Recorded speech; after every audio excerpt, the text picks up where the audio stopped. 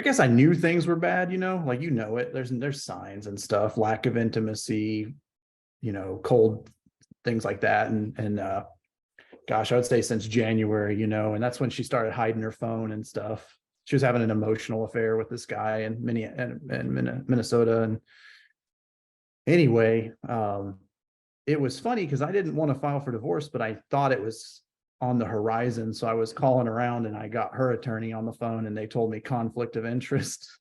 And I knew right away. Yeah. So she didn't give overt signs. It was, did she know that you knew about the emotional affair, or did you find out on your own? Well, gosh, she would be kidding herself if she thought I didn't know, because she would always just give me her phone. She would leave her phone laying around. If we went out to eat and the baby wanted to watch something, she would just put the phone wherever. And then all of a sudden guarded like crazy. And one day got home from dinner, and you know how the modern cars, your dashboard will push your text message through. Yeah, it came through.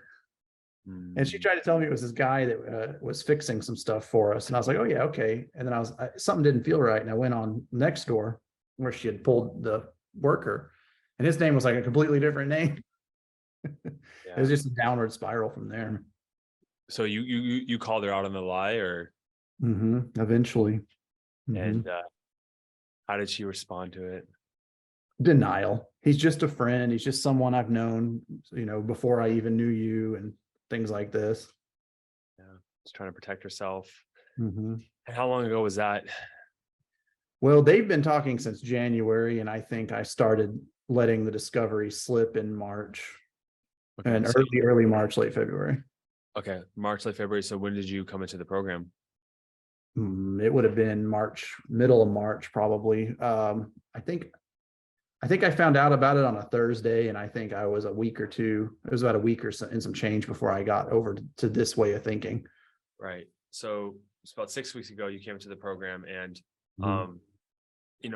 she started proceeding with the divorce, right? On March 10th. Yeah, she filed. So she filed, then you joined the program, or you got into the program, then she filed? Which one came first? She filed first, yeah. Okay. So then you're like, what made you feel like, all right, I still want to save this with her. I don't want to give up this marriage.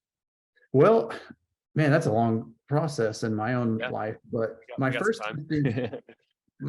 instinct was, let's go to war. All right, you want to go to war? Let's go to war, and I started doing everything, you're supposed to do. And I went on all the not toxic, I wouldn't say toxic, but all the men's forums where guys are like, destroyer, absolutely, utterly destroyer. And I guess I was like, well, because everyone kept asking me, what do you want? And I was like, well, what do I want? I want my family to be together, like that's what I want. And so like initially my attorney's like, okay, we can just delay this as long as possible, and maybe y'all can reconcile.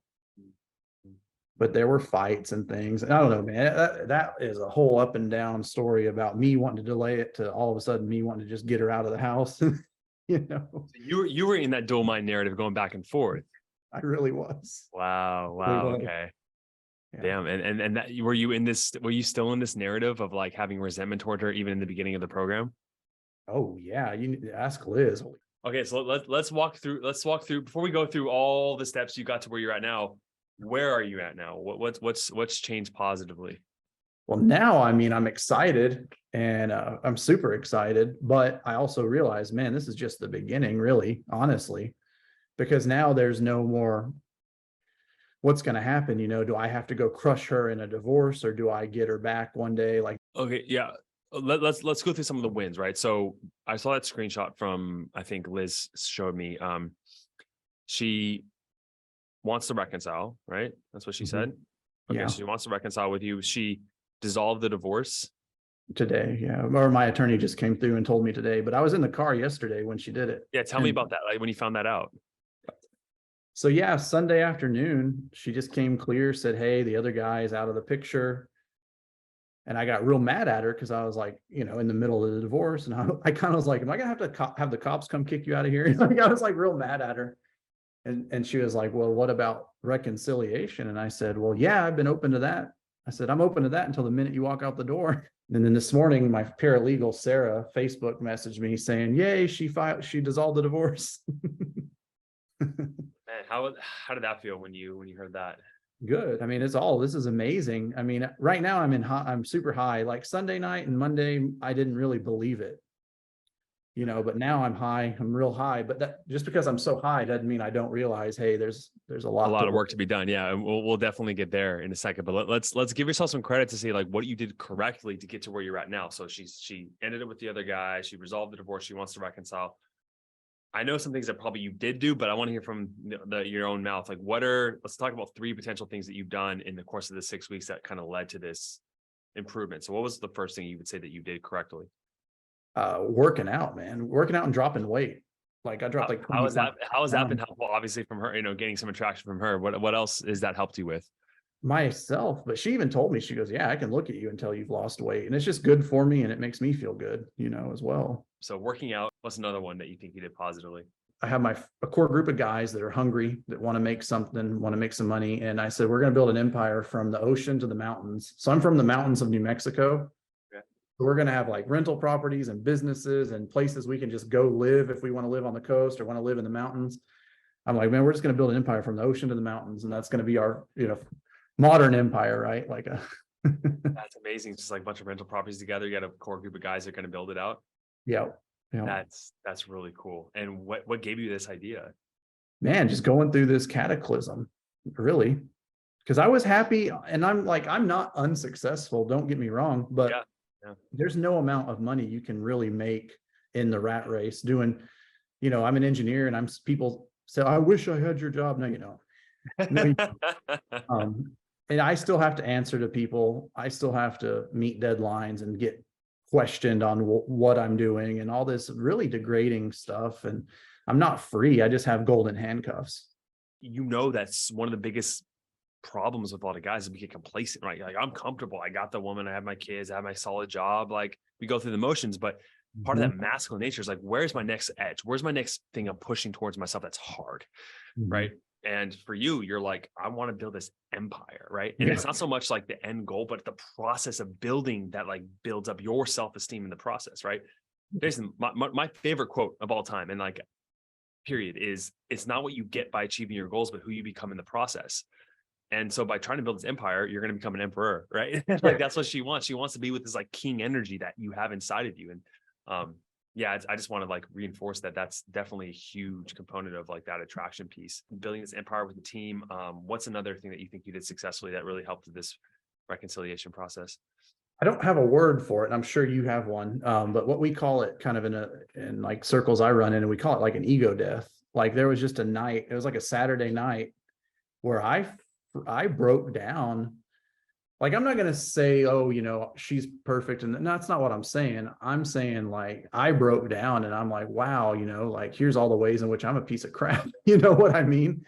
And it hit me like, gosh, I've been so lazy and so mean and so angry and so just all these bad things, just evil thoughts, even like all that stuff. And it all just came crashing down. I never explored this with someone, but like I use the word ego death all the time. So we're definitely have the same lingo. But tell me if it's the same for you. If it's different, please let me know how you see it. But it's like getting to that spot, looking at it from now, the man you were. It's not like you jumped into that. It's like it was a slow step, day by day, into that process, like almost like one step into hell at a time, right? And then you're like, you don't even realize you're there. I like the whole boiling the lobster, like by just slowly turning up the temperature. It's like, how did I get here? Right. Would you agree that's kind of like how it happened? In a lot of ways, yeah. And you kind of let bad things get you down and keep you down, and you never pull yourself up, until there's a cataclysmic life event. I know for a lot of men, the letting go of the resentment and the pain she caused you and forgiving her is a huge component of reconciling and making the marriage stronger. Do you feel like you're still struggling with that, or you gotten better at it? Man, I don't want to lie to you, but I did tell her when we were going through all this, I said, look, I totally forgive you for everything you did. But I also asked for her forgiveness. I said, look, the things I did to win this divorce were brutal. Like I feel bad about the things I've done to get an edge on her. Like I contacted her ex and stuff, like things like that, really brutal things. how were you able to forgive her for the embarrassing things she said? And, you know, even like her talking to this other guy, that's a betrayal, right? So like, how were you able to let go of that? I guess there's a couple of things. One, forgiveness is forgiveness. If you ask for something in return, it's not forgiveness, it's reparation. And I think I'm trying to embrace this idea that the universe is an abundant place, and therefore the future is better than the past. That belief system that you just laid out it'll create a self-fulfilling prophecy that if you believe the universe to be abundant, that's what it will provide you with. And whether you're religious or not, like one thing that I think every religion or philosophy can understand is that, like, if you believe that God or the universe is just this benevolent parent that just has pure love for you, and you recognize that, you live congruently through that idea, and it provides for you, right? My question to you as a challenge more of like, it's like, how do you not fall slowly back into this complacency and stay on your edge and like, you know, in this abundance mindset? It's going to be difficult. Even through all this, I've slipped and things like that, and lost, motivation. But I guess I kind of got to realize, well, now it's going to rely on discipline and perseverance to continue forward. And yeah, I really, it's going to be hard. I think I don't have a good answer for you on that one. Jason, I'm always wondering, I always like to ask this question. If you can go back 2 to 3 months from now and you can give yourself a piece of advice that would help you maybe ease your suffering or get results faster, what would you tell yourself? 3 months ago, or 3 months from now. 3 months ago.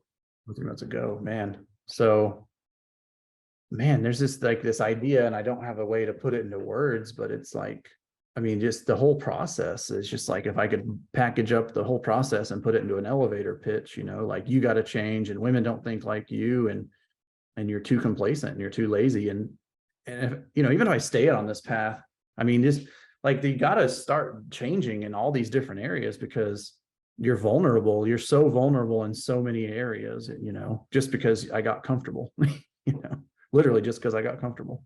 Stop being comfortable, I guess. Let's make it simple.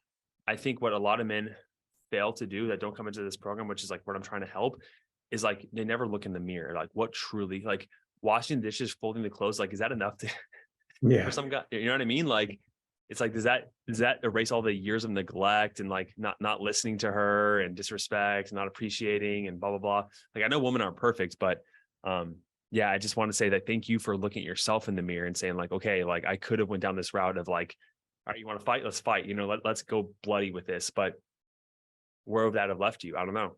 I don't want to know, to be honest. But so yeah, so we have like a couple minutes left. I just want to say to you, Jason, is there any questions you have for me or any obstacles you want me to help advise you on or anything like that?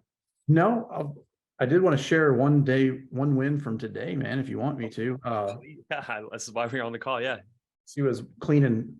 I leave coffee like half in the mug, and it gets dirty and nasty, kind of. It's just hard to clean. And she goes, and it kind of like not a rude way, but she's like, would you please not leave your coffee sitting like this? I just looked at her and I said, man, I'm sorry about that. And I hugged her and I said, I'm sorry. And I just kind of went on about my day. You know what I mean? Versus old me would have been like, oh yeah, well, you too.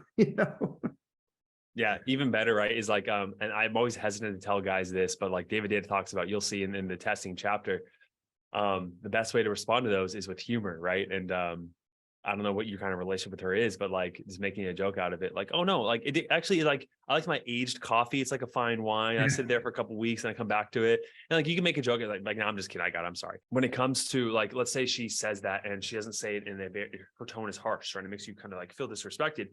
It doesn't mean you can't put your boundaries down. It's like, you say, yeah, I'll definitely do that right now. But I would really appreciate it when you ask me these things, if you can kind of say so in a more respectful tone, right? Yeah. You can still set your boundaries down but still kind of like understand where she's coming from as well. So yeah, it's that balance, right?